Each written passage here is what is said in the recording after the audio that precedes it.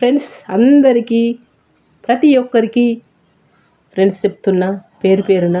చాలామంది అభిమానించేటోళ్ళు ఉన్నారు నన్ను, అంటే కోపగించుకునేటోళ్ళు ఉన్నారు. ఎందుకంటే నేను చేసినవి వాళ్ళకి నచ్చాయి. డబ్బులు వచ్చి పని చేస్తేనే అందరికి నచ్చుతాయి. అంటే నేను డబ్బులు వచ్చేటివి చేయ, నేను రాని చేస్తా. నాకు డబ్బులు ముఖ్యం కాదు, నాకు మనసత్వం ముఖ్యం. మనుషులే ముఖ్యం ప్రతి ఒక్కరికి. నాకు మాత్రం మనుషులే ముఖ్యం ఫ్రెండ్స్. అందరికి డబ్బులు వస్తేనే చేస్తారు. అందరు చేసేది చేస్తే గొప్ప కాదు.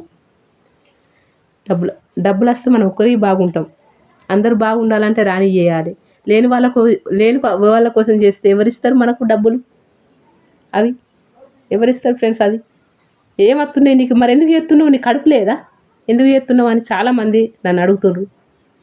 నాకు కడుపు ఉంటే నాకు సాధ్యమైనంత సాయం చేస్తాను. నేను ఎవరికైనా కడుపు ఉంటుంది. నా కడుపు ఉంది కానీ ఎవరిని పట్టించుకోకుంటే వాళ్ళని ఎవరు పట్టించుకుంటారు? ఉన్నోళ్ళనే కేర్ చేసుకుంటారు, లేనోళ్ళను పట్టించుకోరు. ఎందుకలా?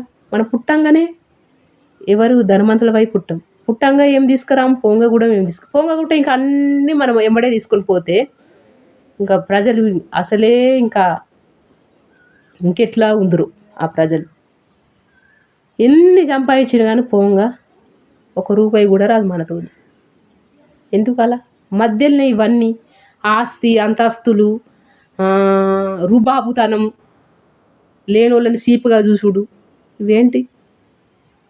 ఉన్నోళ్ళకు ఎన్ని తప్పులు చేసినా కానీ అది కరెక్టే. లేనోళ్ళకు ఒక్క తప్పు చేసినా కానీ గిట్ల చేసింది అని చెప్పుకుంటారు. అబద్ధాలను గల్లే కలుపుతారు, నిజాలను గల్లనే కలుపుతారు. ఏది నిజమో ఏది అబద్ధం అని తెలుసుకొని మాట్లాడండి.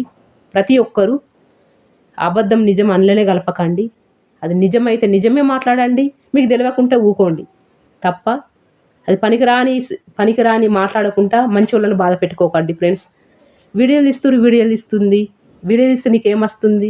మీకు వస్తే గిట్ట మాకు ఇస్తావా అంటారు.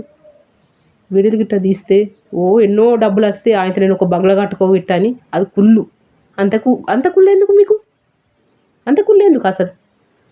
ఏమన్నా లంగతానం దొంగతానం చేస్తే అది తప్పు, వీడియో చేస్తే ఏం తప్పు? వాళ్ళేమో డేర్గా పోతుర్రు, ఇది చేస్తే ఇదేం తప్పు? అట్లా ఎందుకు మీరు తప్పని ఊహిస్తారు? నన్ను అభిమానించేటోళ్ళకు నా గుణం ఏంటిదో, నా మనస్తత్వం ఏంటిదో ప్రతి ఒక్కరికి తెలుసు. ఎందుకంటే మంచితనానికి చిన్న చూపు ఎక్కువ, చెడుతనానికి పెద్ద చూపు, సిసి కెమెరా ఉన్నట్టు ఉంటుంది. అది మనం ఎంతైనా కానీ నెగ్గం. మంచితనం ఒకటే మాట, అబద్ధాలు మాట్లాడితే 100 మాటలు. అది అందరికీ తెలుసు. ఎప్పటికున్నా కానీ అది ఒకటే మాట జగ్గుతుంది, నిజమే. అబద్ధం ఎన్నడుకున్న కష్టం ఎక్కువ ఉంటుంది అంటే ఖచ్చితంగా ఓడిపోతుంది. అది కుళ్ళు. వీడియోలు పెట్టుకుంటుంది. వీడియోలు పెడితే ఏమైనా డబ్బులు వస్తే మాకు ఇస్తుందా? ఇస్తాను. నేను లేని వాళ్ళకే ఇస్తాను డబ్బులు పక్క. నా మనసు తెలిసిన వాళ్ళకి ఖచ్చితంగా అర్థమవుతుంది. తెలియని వాళ్ళ గురించి నేను పట్టించుకోను నేను. కానీ లేని వాళ్ళకి సాయం చేస్తాను, సాధ్యమైతే సాయం. నా కళ్ళ ముంగట ఎవరైనా బాధపడుతుందంటే నేను తినకుండా మంచిదే, వాళ్ళకు మాత్రం ఖచ్చితంగా పక్క చేస్తాను నేను, తెలుసా?